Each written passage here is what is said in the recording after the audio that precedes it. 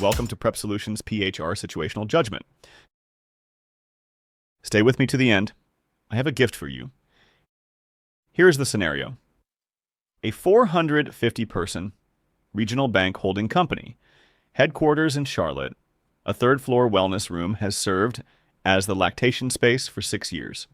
In March, the wellness room goes offline for an 8-week renovation. Walls down, plumbing reworked, the whole floor closed. Priya, a returning salaried financial analyst, requests a lactation accommodation on her first day back from leave. Facilities gives her the private executive restroom on the 4th floor. Single stall. Locked from the inside, no exterior windows. She uses it for 2 weeks. A co-worker reports the arrangement. The Wage and Hour Division opens a PUMP Act review. 2 weeks later, a citation arrives. It names the temporary lactation accommodation and finds the facility in violation. To resolve the citation, what does the statute actually require?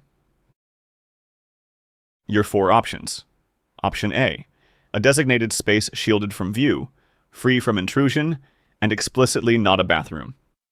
Option B, installation of a dedicated refrigerator for milk storage and a sink within the temporary space. Option C, guaranteed paid break time for the pumping sessions, since the analyst holds an exempt classification. Option D, formal documentation of an interactive process under the Pregnant Workers Fairness Act, approving the setup. Pause here. Pick your answer. Ready. 3 options describe a reasonable upgrade to the room. Only one describes a room the statute will actually accept. The correct answer is option A space shielded from view, free from intrusion, and explicitly not a bathroom. The PUMP Act, passed in 2022, amended the Fair Labor Standards Act to set a federal floor for lactation accommodations. It lists 4 criteria, and the 4th is a categorical prohibition. Not a converted bathroom, not a private bathroom, not a locked single-stall bathroom, not an executive's personal bathroom. So here is the line to keep. The statute does not grade privacy. It rejects bathrooms. Imagine 2 doors, side by side. Door 1, the executive restroom Priya was given. A toilet, a sink, a small mirror, a working lock. That door is locked. The space is private. No one can walk in, and the statute does not accept it. Door 2, a dedicated lactation room, a comfortable chair, a small table, a privacy curtain, a wall outlet, no toilet, no sink, no mirror over a basin. That door is also private. That door is also shielded. That door is also free from intrusion, and the statute accepts it. What is the difference between the 2 doors? It is not privacy. Both rooms are private. It is not lockability. Both rooms lock. It is not size or comfort or amenities. The difference is one word: bathroom.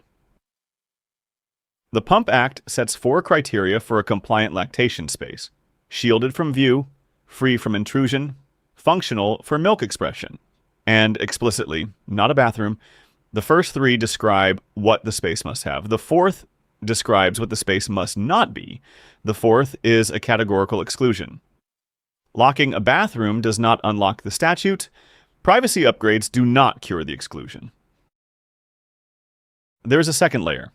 Option C, exempt classification under FLSA. Section 13 relieves an employer of overtime. It does not create a separate paid break right for lactation. Being exempt does not by itself make a lactation break paid. The PUMP Act gives every covered employee reasonable break time, but that time is unpaid by default. It becomes paid only in 2 situations. 1, the employee is not completely relieved of duty during the break. 2, the time overlaps an already paid break. Exempt status itself adds nothing to lactation break pay.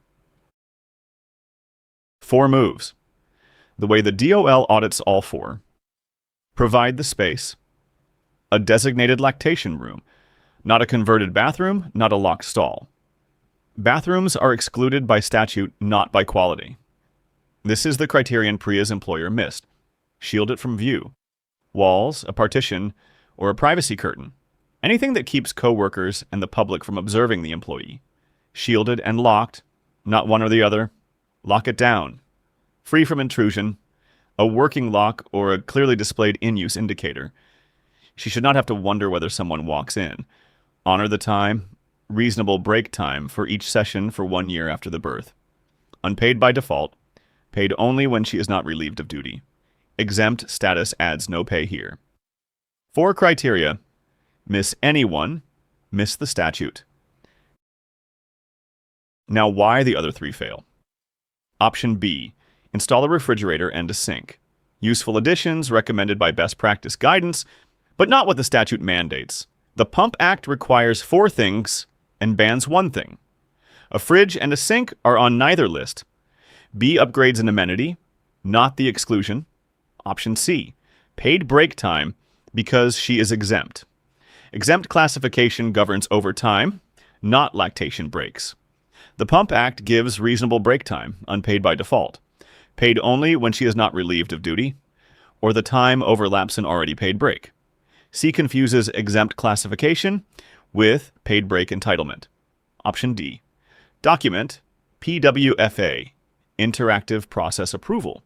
The Pregnant Workers Fairness Act requires reasonable accommodations, and the interactive process applies, but the bathroom ban lives in the PUMP Act, not the PWFA.